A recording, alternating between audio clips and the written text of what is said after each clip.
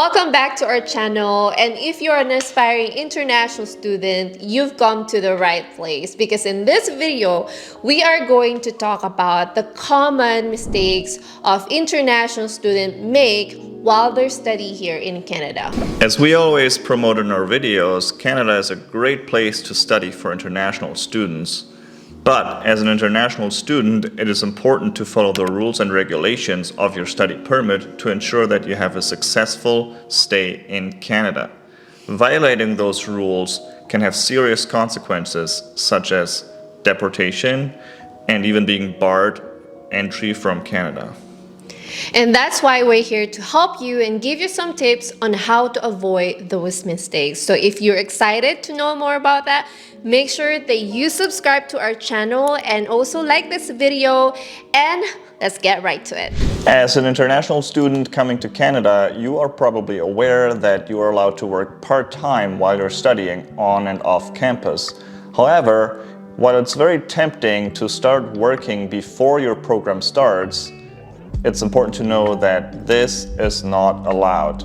You can only work while you are actually studying, not before your program starts. And if you think the government won't notice, unfortunately, you're wrong, because the employer is required by law to submit to the CRA the start date, the hours that you're working, and even the date that you resign from working. And while they might not notice it right away, when you apply for post-graduation work permit later or even permanent residency, they will do a thorough check and they will find out if you violated the rules, and that can have implications whether you will receive a post-graduation work permit or even permanent residency. The second mistake that's also very common is violating the 20-hour rule.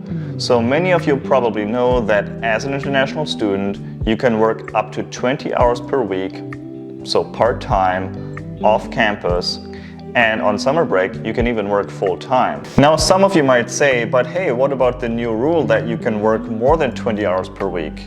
Yes, there is a rule, and we made a video about it, which you can check out here. This rule is only applicable to students who applied for their study permit on or before October 7th of 2022, and it is only valid until the end of 2023. So if you haven't submitted your application yet as of today, don't think about working more than 20 hours. And don't think about working only 1 minute longer.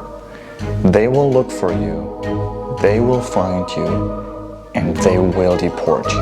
Another mistake that most international students make here in Canada is when they go for unauthorized leave while they're studying here in Canada. So international students are allowed to go on leave while they're studying. So you can do this if you have any family emergency, let's say someone died back home, or let's say you need medical attention, or let's say you're pregnant.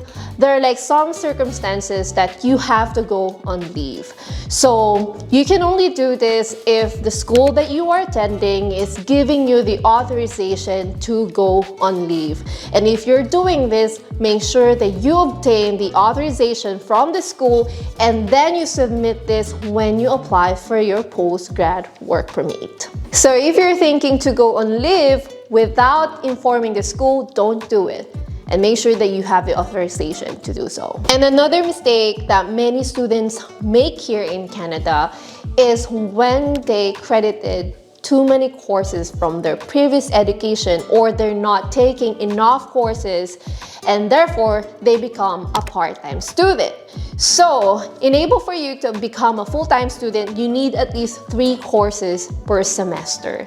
And if you're a part-time student, there are 2 implications on that. So number 1 is you cannot work off campus because one of the requirements is you need to be a full-time student in a designated learning institution. So number 2 implication is when you apply for the post-grad work permit, you need to meet the eligibility that you are a full-time student in all academic years. So make sure when you are picking your courses, make sure that you maintain your full-time status here in Canada. Another common mistake is to continue working after finishing your program. So once you're done with your program, you need to stop working. And how would you know when it's time to stop working. So once you have your grades up in your student account, you can be able to see it. And if the school already informed you that your program is already completed, you have to stop working. And you can only continue working once you apply for the post-grad work permit. So once you applied for your post-graduation work permit, you are on an applied status and you can continue to work until a decision is made. So these are only some of the regulations and rules attached to your study permit, and you really need to comply on it. But my question is it really worth it working a few hours more and then risk your permanent residency here in Canada? Yeah, I don't think it's worth it.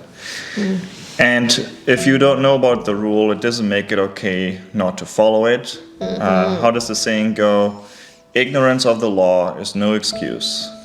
So I hope you guys like this video. Don't forget to visit our website, studyliveexploreca.com, if you want to get a mentorship. And thank you for watching this video. Don't forget to watch the next one, and we'll see you in the next one.